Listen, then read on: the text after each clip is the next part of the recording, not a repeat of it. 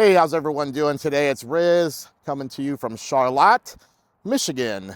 Now, I wasn't sure if it was Charlotte or Charlotte because it looks like Charlotte and it's spelled like Charlotte, but a local at the gas station told me that it is indeed Charlotte. So here I am at the Maple Hill Cemetery in Charlotte, Michigan with lots of sun, but that's okay because it's October. But I'm here to visit a war hero, a man who passed away at the age of 22 at Pearl Harbor. And 80 years later, his remains are finally back home and in his final resting place. So I am here today in Charlotte, Michigan to visit the final resting place of Ensign Francis C. Flaherty. Now, I hope I said that correctly. I've only heard people say ensign. I hope it's not ensign, but if I did say that incorrectly, I do apologize. This gentleman was born right here in Charlotte, Michigan on March 15th, 1919.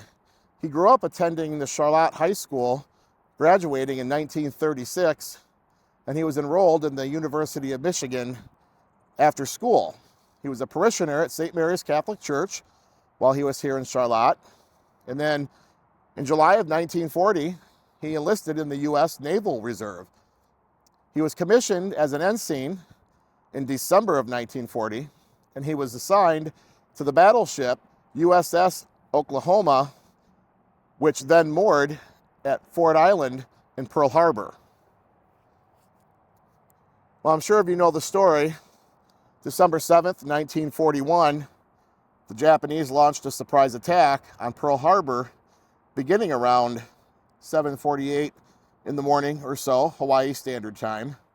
The USS Oklahoma, moored in Battleship Row, was struck by multiple torpedoes early in the attack, causing it to capsize rapidly. So as the ship began to roll and abandoned ship orders were given, Ensign Flaherty remained behind in one of the turrets with a flashlight, holding it to try and aid the escape of other crewmen that were stuck within the turret assembly as the ship was going down.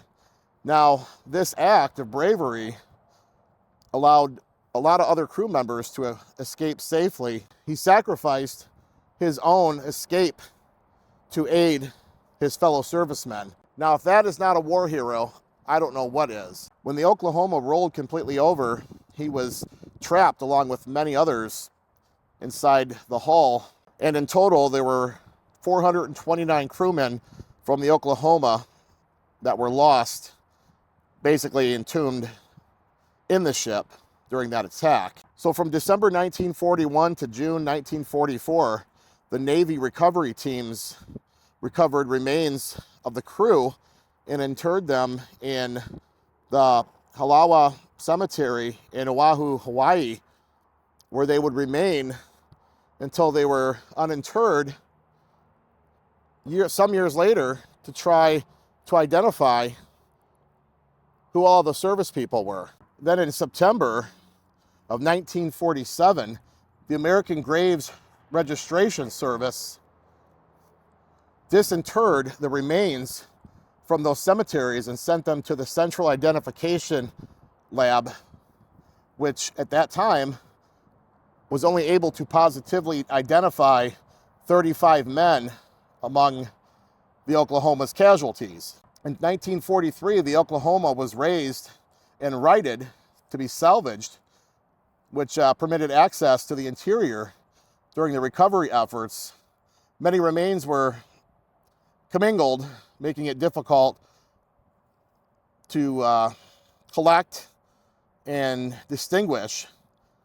And caskets held the remains from multiple persons. And then on September 30th of 2019, the Defense POW MIA Accounting Agency, otherwise known as DPAA, announced that they had identified Ensign Flaherty's remains via DNA.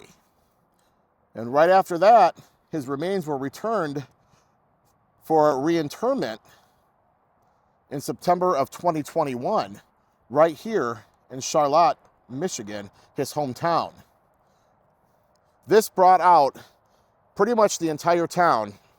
There was a giant celebration, lots of military, lots of flags. This was really a big celebration and a welcome home for this war hero who tragically passed at the age of 22. Okay, so here we are.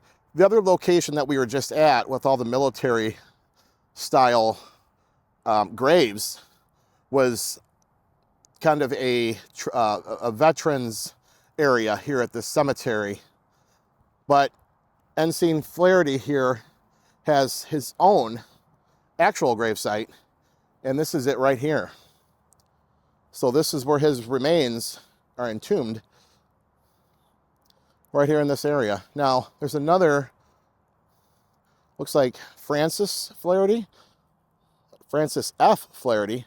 So I'm not sure who that is. I didn't see a list of his mother, father, siblings, anything like that. But yeah, this would be, oh, actually here is Gertrude Flaherty, 1888 to 1932. And then Edward Flaherty, 1920 to 1966. So Gertrude here, I believe this may be mom, but I'm not certain because she was born in 88. And Edward Flaherty here, born in 1920, which was 1 year after Francis was born. This may be a brother, but again, not positive. Just trying to line up the birth and death dates here. Francis F. Flaherty, this has to be dad, 1870 to 1932. So this is probably dad, but again, not sure. If I get this figured out before I put this video together, I'll pop it up on the screen at this point. What an amazing place to be right now. This 22-year-old boy left high school, left college to join the military, and then perished at Pearl Harbor. And his remains were at sea and in a standard military graveyard in Hawaii for many years, over 80 to be exact, until DNA did its thing. And they found him, brought him home, and here he is, home where he belongs, in his hometown of Charlotte, Michigan. Welcome home, sir. Thank you for your service, and rest in peace.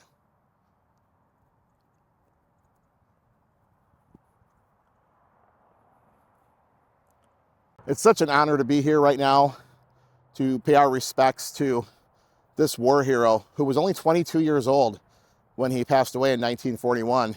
And it took 80 years for him to come back home and have a proper burial and a proper service.